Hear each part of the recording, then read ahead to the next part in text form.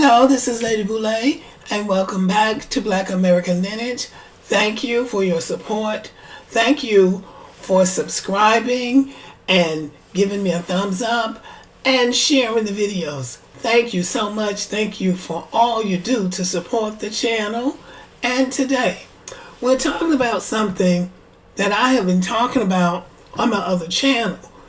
And that is that there was a time in this country, in South Carolina, when black people were the majority. So this video is when South Carolina was majority black, and that was from 1708 to 1920.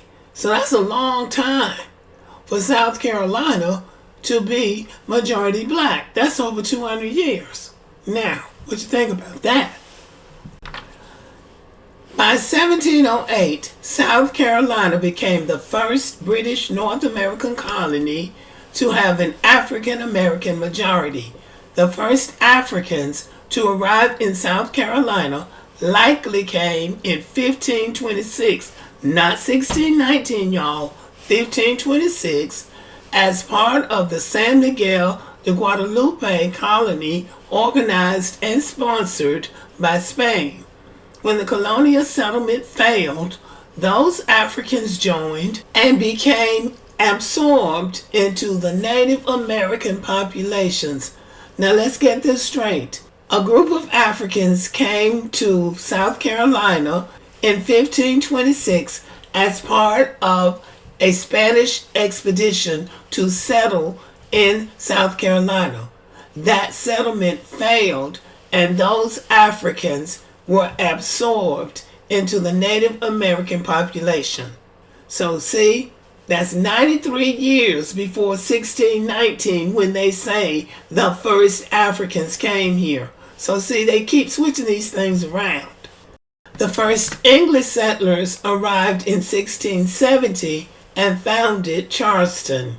The early settlers by 1700 discovered that rice was the cash crop best suited for South Carolina's semi-tropical climate.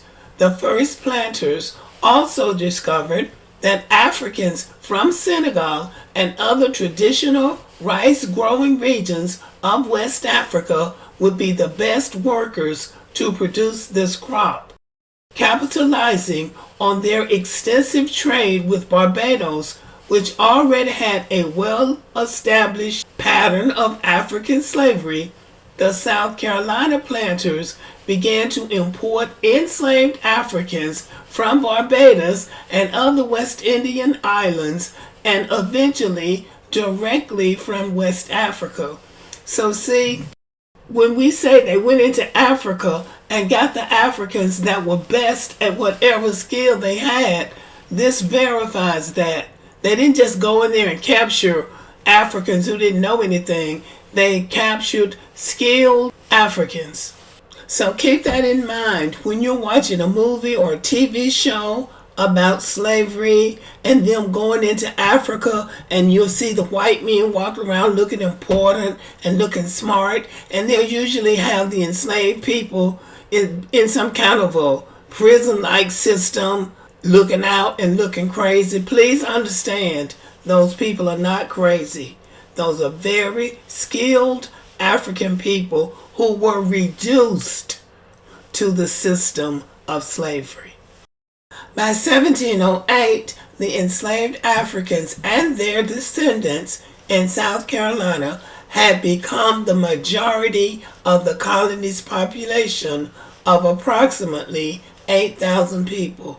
For the next 2 centuries, except for a brief period between 1790 and 1820, black South Carolinians continued to be the majority of the colony and then the state's residents. Whites would finally outnumber blacks only after 1920, when thousands of African American residents began leaving the state for northern cities in the Great Migration. I still don't believe that. I don't believe that many left. This black majority first came about because white planters, recognizing the intricacies involved in rice cultivation, used the unpaid labor of these Africans and their descendants to perform the complex, arduous work of rice cultivation. The flooding necessary to grow rice in coastal tidal fields also created deadly working conditions that would take the lives of thousands of the enslaved men, women, and children who over the next 2 centuries perished in the stagnant, mosquito and disease infested swamps. These women and men paid with their lives for the eventual riches enjoyed by the planters in coastal South Carolina and everywhere else too. Besides growing rice and eventually indigo, these black South Carolinians also built houses, cooked, gardened, raised cattle, and provided other forms of unpaid labor to grow the prosperity of this region. Black slaves were particularly concentrated in the Sea Islands along the coast of South Carolina from Charleston south to the Georgia border, where they often comprised 90% of the population. And this is the land of the Geechee Gullah people. They came from Sierra Leone, Senegambia, Ivory Coast, and even as far as Mozambique, some people say. But this is their land. And this goes to the heart of the reparations fight. These people were working free of charge for hundreds of years in conditions that were detrimental to their health, not only men, but women and their children and their descendants. This was back-breaking, non-ending work. So this is where reparations comes in. Although concentrated in the Tidewater region of the state, the large black population ensured that the black majority remained for the entire state until well into the 20th century. Its presence shaped the society both in terms of servile resistance, including insurrections in 1739 and 1740, the latter being the famous Stono Rebellion, and in the passage of slave codes designed to control and limit black life in the colony, and then after the American Revolution, the state.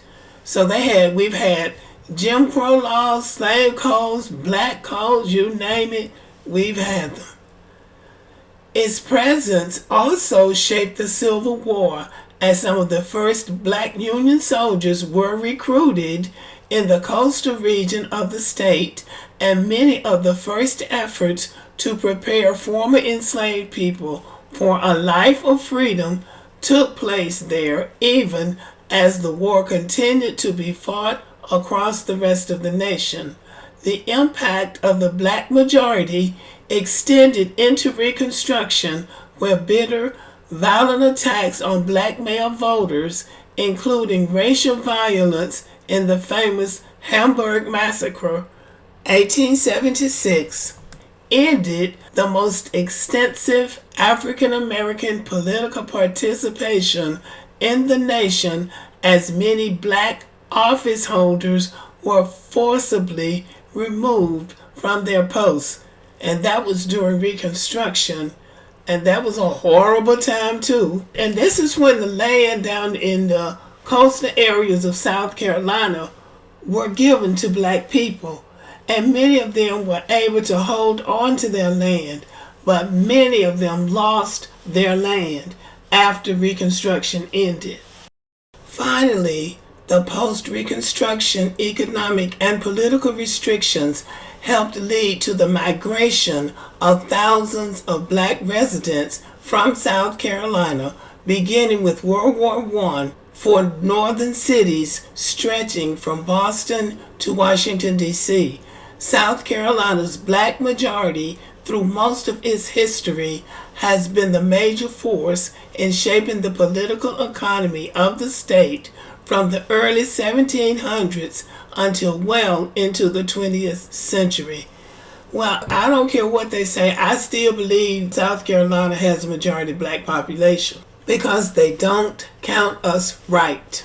But anyway, we shall see. Time will tell. The truth always comes out. So the takeaway from this article is that Africans started coming into the state of South Carolina in 1526, 93 years before 1619, when they claim, the U.S. government claims, the first Africans came to the United States on slave ships. Second takeaway is that the South Carolina economy was built on rice and indigo by a majority population of enslaved people. And the third takeaway is that those enslaved people were the majority in that state for 212 years, and they were basically run out of the state because of economic discrimination.